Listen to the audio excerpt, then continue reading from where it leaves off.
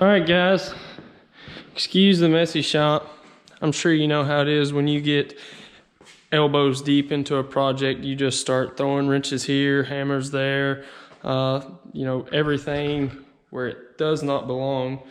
So we've made some more progress on the Jeep that I didn't film. I do apologize for that. The first half of this was good. You know, I'll do a little bit, move the camera, do a little bit. Hey, after you get going so far, you just sort of like, hey, I'll do this, I'll do just one more thing, and then I'll get the, it just sort of goes out the window. I do apologize for that. But I'm pretty sure we are, we're on the right road anyways. I've got some engine mounts to undo, just a couple trans cross member bolts, and then I've got the front drive shaft out, the back drive shaft out. I went ahead and took off both the catalytic converters, and let's go down here and take a look actually. And there was another section of pipe actually that, as you can see, went right here. Went ahead and removed that, removed a couple of the shift linkages, the harness, and yeah. So honestly, we got that trans engine mount. We got a couple trans crossmember bolts, and then she's coming out. So the goal for tonight is, let's get turned around here, get the motor and trans out, get the Jeep back down, get the motor and trans out, and then get this crap hole picked up. I'd like to get these tools picked up, cleaned up, put back up. So it is 7:56. Let's get going. All right, so I gotta show you this. About 80% of the bolts that I have removed so far have been like this. Check this out. And I promise you, believe me or not, I don't care. These, you probably can't see. These trans crossmember bolts are finger tight, both of them. I have literally, everything transmission related so far has just been hand tight. Now granted, these crossmember bolts, actually the first one that I took out, those jokers were tight. That's no joke. But a lot of everything else has been like hand tight. And I don't know why. Other than somebody else has been in there. Which, I mean, I guess they have. So, backstory right quick on this Jeep. This Jeep has got a rebuilt title. There was a fire in the engine compartment somewhere right around this area where the fuse box was. This is a fuse box out of another 2015 JKU. You can't really, well, yeah, you can. You can see the hood now. You can sort of see where the paint has spilled on the hood. That's where the fire was. So the fuse box has been replaced. Some of the harness has been replaced, I'm assuming, and I don't know what all got, you know, burned up in here. I did notice that my reservoir, just look how freaking nasty this junk is. You can sort of see how this has gotten hot and started to bubble up some. So, good thing is, we're not using none of this. I mean, the front core support we're gonna reuse, but the radiator's a no-go. The grill we're maybe using, maybe not. I would really like to get another one and have it painted white, match the Jeep. That's just not my thing. If you like black grills with, you know, different color Jeeps, whatever, I don't like that. And I really don't like how everything is just totally nasty. That is the worst for me. The freaking green diff cover. Who does that? Some little dweeb, I guarantee it. Some dweeb. So, but I got the fuel lines, the rest of the harness. Just gotta undo those crossmember bolts and motor mounts, set it all down, get all this junk cleaned up, get the engine hoist over here, and get it out, get the Jeep pushed out. Here we go. It happened again. I got carried away and I didn't film. Man, I don't know how you guys do it, but check it out. She's out. We got her out as a whole. Got the transfer case, transmission, motor, and all. I had to take the intake off because the only place I could find to hook it on this side was this random hole in the side of the head that I just stuck a bolt in, and yeah, so we didn't have any casualties there, but the intake was sort of sitting up and in the way. It was gonna bust that up. So I just pulled it off real quick and it is sitting right there. So we're gonna put that back on. Well, I say that, we're probably not gonna put it back on, but it's gonna go with whoever buys that thing. And here we go. The only casualty that there was I broke this box. But that don't matter because all of this is coming out and all of this is coming out. The gearbox is staying, I think. It's staying for now. So what I'm thinking about is I want to get the motor put in here. Motor, transmission, transfer case, get the power plant put in, semi-wired up, and we're eventually going to, I say eventually, sooner than later actually, almost immediately, as soon as we get the motor and everything in, get all that stuff, you know, fairly well where it's going to go. We're going to 1-ton swap this thing. And I'm debating if we're going to go full hydro steering or not. So if we go full hydro, the factory gearbox is gone. But there will still be a, they call it an orbital valve there. I don't think that's the correct terminology for it, but that's what everybody description is of the valve that goes there that operates the hydraulic ram for the steering. But that's way down the road. We're probably gonna 3-link the front because I don't think with that big 5.9 in there, the oil pan drops super low. It's really in the way of everything. It's a terrible idea putting one in a Jeep, but it's whatever. So, but we're you know, other people's done it, so we can do it. I know. Just trying to figure out really the geometry of the steering is gonna be the biggest thing, and really just figuring out what route we want to go. 3-link it is probably going to be the route. But here we go. So I'm going to continue to take all this collage mess out. This collage mess is going, as well as the brake booster. I think I'm going to leave the brake booster, but the actual, what's the name?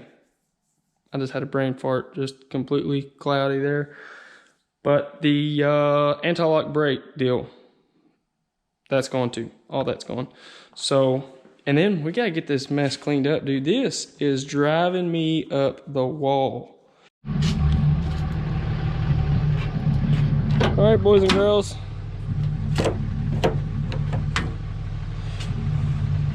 We have got to, I think, I'm going to go hook up to my wash trailer real quick. Bring it over here. Do a little bit of power washing right quick before the sun goes down. It's about 4 o'clock. And the sun goes down about 4:30 around here.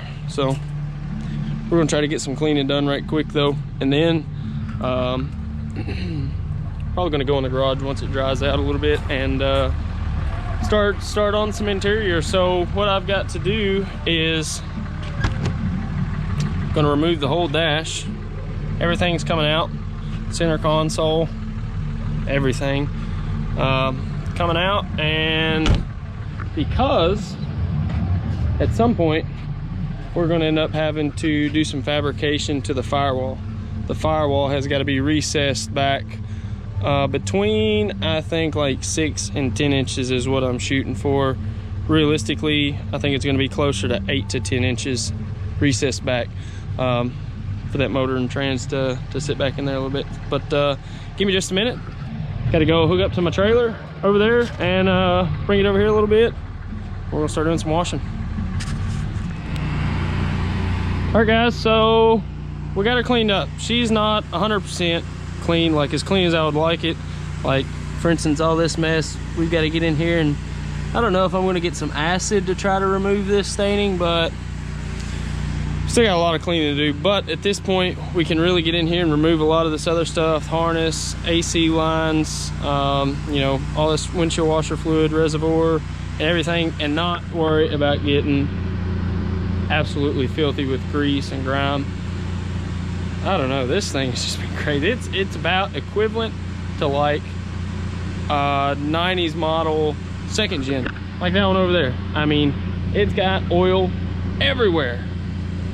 You would almost think that the motor has just exploded in here and oil went everywhere, but who knows? I mean, it may have, I don't know, but there was oil everywhere. But she's drying good now, so letting the machine cool down. We're actually going to re-winterize it because it's going to get pretty cold tonight, and yeah, wrap all this stuff up.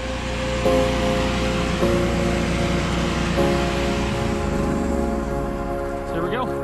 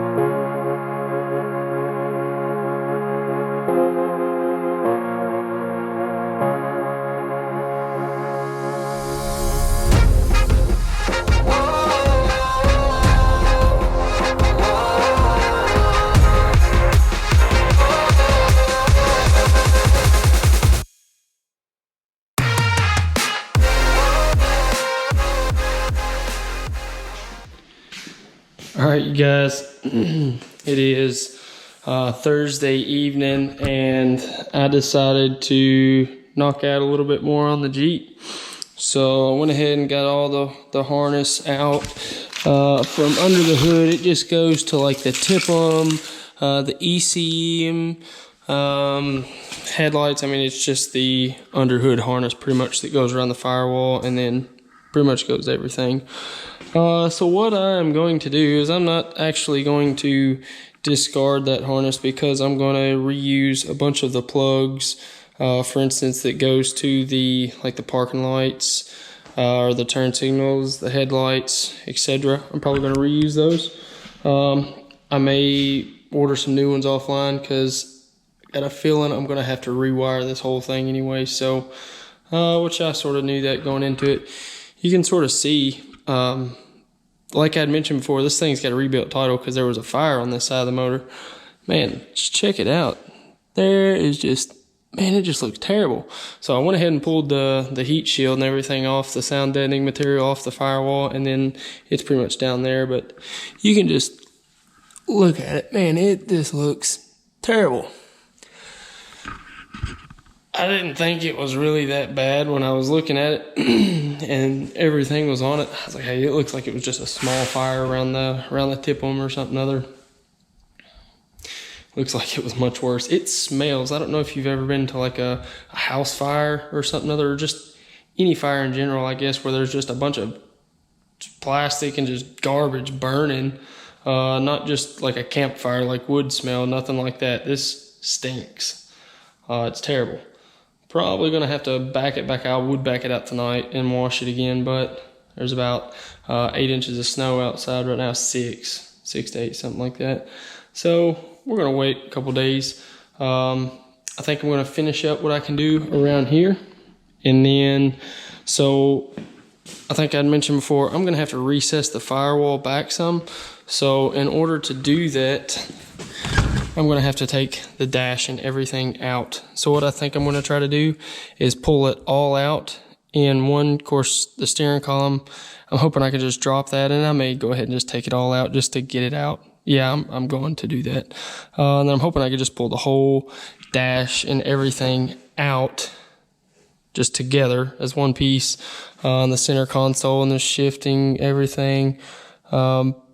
Probably going to remove the seats also, but I'm going to just pretty much take it all out, throw it in the back for now. And I think what I'm going to end up doing is going with like an aluminum. There's a, I think it's Genrite maybe, that sells like a whole, it's not stainless. I think it's just an aluminum dash that you pretty much customize yourself. You know, if you want to run an iPad, radio, whatever, you can put in like a vintage air AC, HVAC deal, so you can still have heating and air. I really like this factory dash though, I'm not gonna lie. Like, I wanted it to sort of be like a daily driver, something you can get out on the trails on the weekend, but I didn't want to, like, I don't know. They look good. Like, I've seen some guys' Jeeps that are like just completely custom out. They look pretty good.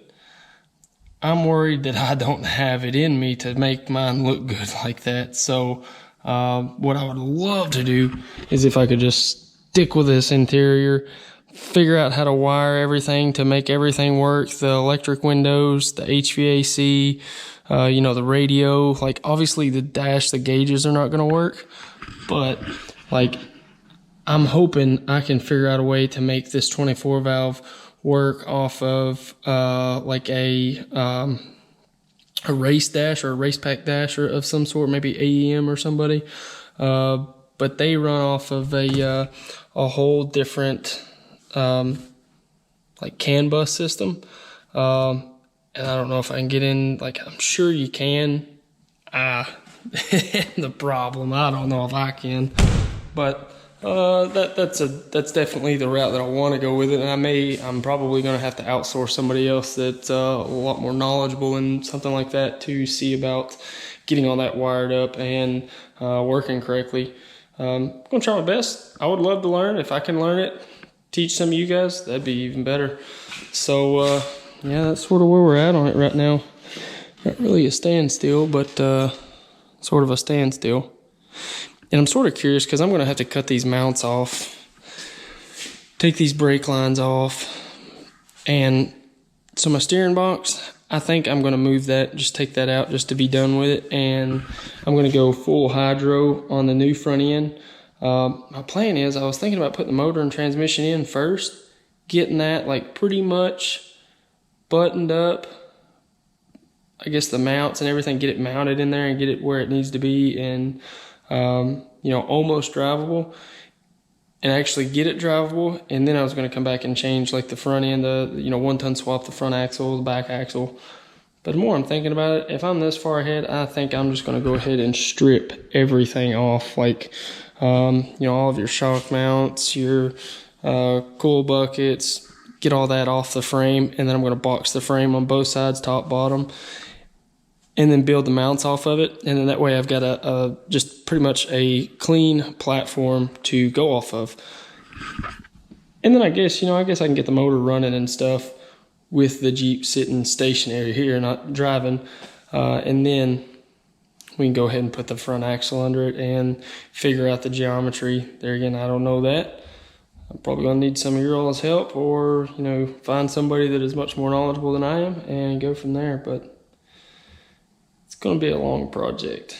I need to set a deadline on it so that I can just not get out here, you know, lollygag around, piddle here, there, get out here and do some stinking work, get some things knocked out. That's my biggest thing. I don't set like deadlines and then shit drags out. God, it drags. So, yep. Anyways, here we go.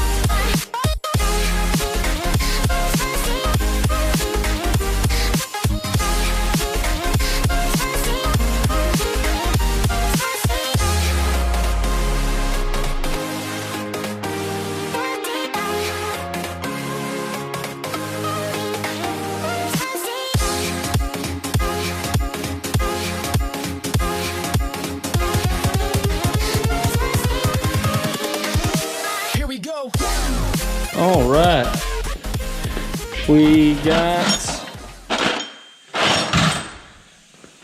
the fuel tank out, or down. Didn't get it out yet.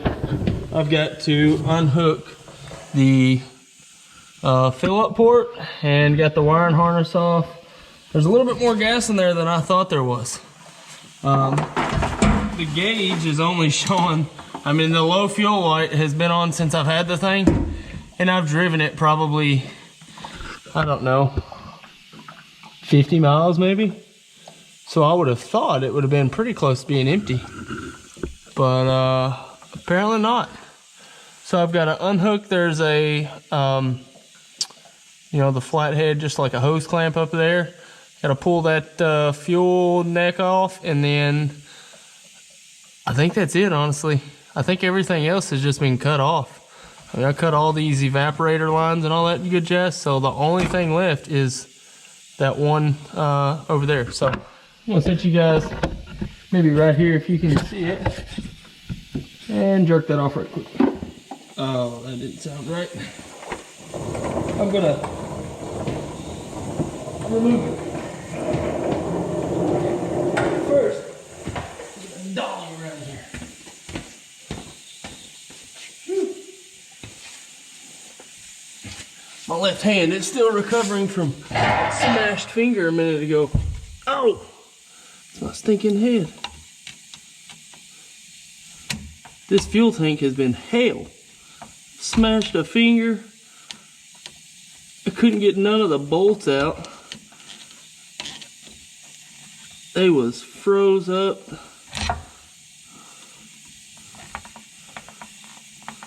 Now watch this thinking. Worm gear give me troubles. Alright, she's loose. Alright, she's off. I'm gonna shove the screwdriver in the side of it there. Rip it, tear it right off. Whatever I gotta do.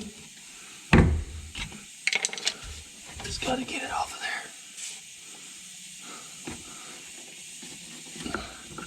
Try not to get greasy. This stinking where the drive line goes into this right here, it is nasty. Boy, it is nasty.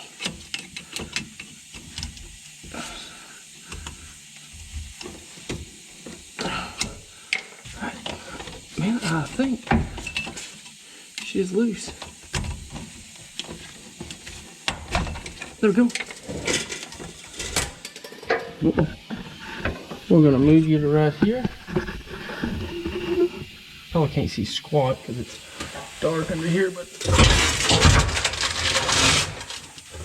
push this heavy girl out. Alright guys, so I just realized I'm terrible at making these videos. I don't make outros at the time of shooting the videos. I just shoot a ton of videos and then just keep shooting a ton of videos. So I don't have like anything starting, stopping, none of that. So here's a good outro for you. We've made a ton of progress on everything. I'll catch you up to it in more videos, but the Jeep's back in here. Motor's out. We've removed the motor mounts, the shock towers, all that good jazz. And quick glimpse, we've got the new power plant sitting here in the floor. The dash has been removed, which there again, you know, I don't think I even made a video removing the dash. Damn, I'm terrible about that. But we'll make some more updates on it, and I promise you I'll get better. I'm hoping this weekend to try to get that motor stabbed in. Well, rewind. We're gonna take the tub off of the chassis first. I'm gonna show you how. I don't have a 2-post lift, so we're gonna get very creative with this, but I think I've got it figured out. So you're gonna have to stay tuned for that one. Hoping to get the motor in and possibly get some mounts fabricated up. But yeah, if you like this, or if you wanna keep up to date on the build, just subscribe and hit your bell notifications so that you get notified when I post another video. Peace.